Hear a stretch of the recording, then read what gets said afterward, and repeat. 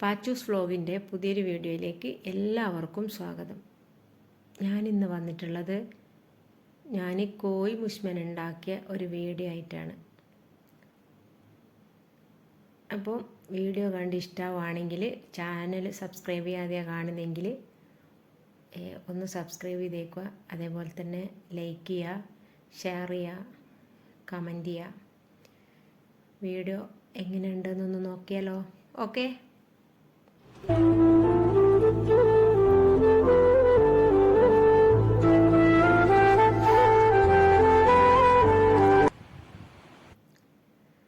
അതിന് വേണ്ടിയിട്ട് ഞാൻ ഒരു 4 സവാള, ഇഞ്ചി, പച്ചമുളക്, വെളുത്തുള്ളി, തക്കാളി എല്ലാം എടുത്തിട്ടുണ്ട്. കാരണം ഇതിൽ നിറക്കുകയും വേണം, പിന്നെ കറിക്കും വേണം. അങ്ങനെ ഇതാ നമ്മളെ കോഴിക്കുട്ടനെ കഴുകി സൂപ്പറാക്കി വെച്ചിട്ടുണ്ട്.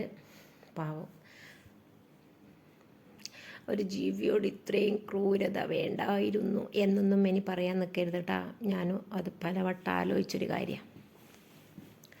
അപ്പോൾ ഞാൻ ഈ മസാലകളെല്ലാം നല്ലോണം വാട്ടിയെടുത്ത്, പകുതി മസാല എടുത്തിട്ട് നല്ലോണം വാട്ടിയെടുത്ത് ഇതിലേക്ക് മഞ്ഞൾ, മുളക്, ഗരം മസാല അങ്ങനത്തെ സംഭവങ്ങൾ ഇട്ട് കൊടുത്ത്, പിന്നെ കുരുമുളക്, ചപ്പുകളെല്ലാം ഇട്ട് 3 മുട്ടയും പുഴുങ്ങി വെച്ചിട്ട് ഇനി ഈ കോഴിൻ്റെ കുടലെല്ലാം വലിച്ച് പുറത്തിട്ടിട്ട് ഈ 3 മുട്ടയും ഈ മസാലകളെല്ലാം ഈ കുടലിലേക്ക് നിറച്ച് കൊടുക്കുക.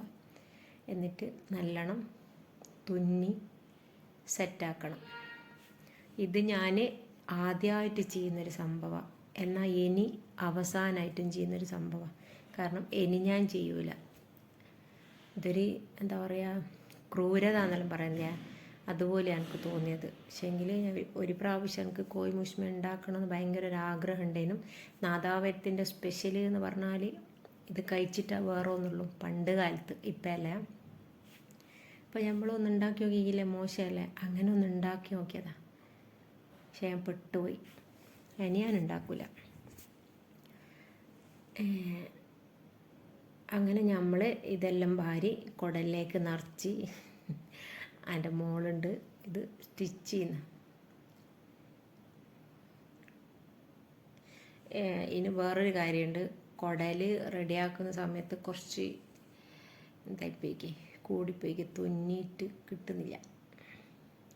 പിന്നെ ഓളെന്താക്കി എൻ്റെ അടുത്ത് പറഞ്ഞാൽ എനിക്ക് അല്ല, ഉമ്മ എന്നെ തുന്നിക്കുക, ഞാൻ പിടിച്ചു തരാമെന്ന് പറഞ്ഞു. അങ്ങനെ തുന്നി.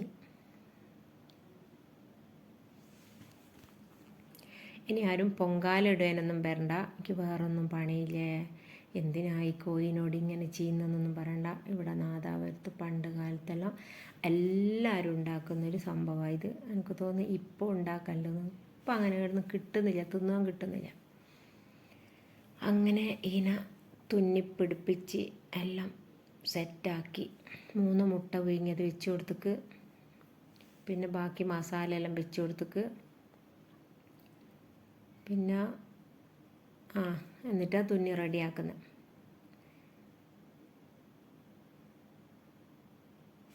പിന്നെ വേറൊരു കാര്യം പറയാം.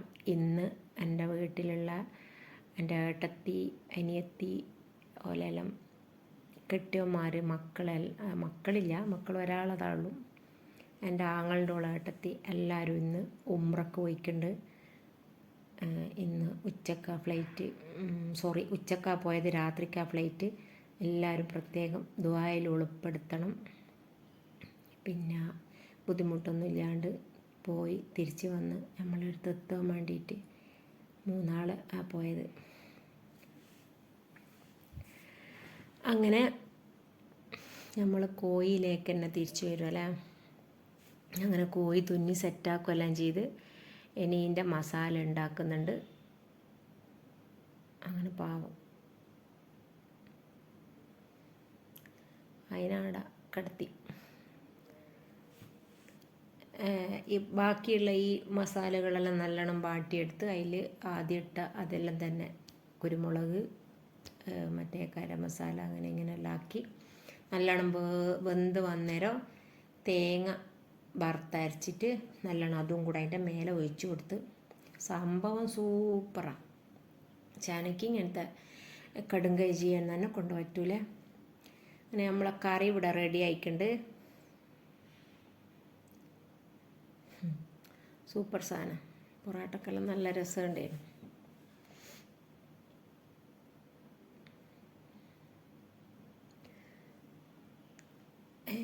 കുറച്ച് കൂടുതൽ കറി വെച്ചിട്ട് വേണം ഇത് വേവിച്ചെടുക്കണമെങ്കിൽ. കുക്കറിൽ വേവിക്കണമെന്നെല്ലാം പറയുന്നുണ്ട്. പക്ഷേ ഞാൻ അതിനൊന്നും നിൽക്കില്ല. ഞാനല്ലേ മസാല തന്നെയാണ് വേവിച്ചെടുത്തത്. പിന്നെ എന്നാല കറിക്കൊരു നല്ലൊരു ഇത് കിട്ടും, ടേസ്റ്റ് കിട്ടും. വെള്ളത്തിൽ നിന്നെല്ലാം വേവിച്ചെടുത്താൽ ഒന്നും ഒത്തിരി ടേസ്റ്റ് കിട്ടില്ല.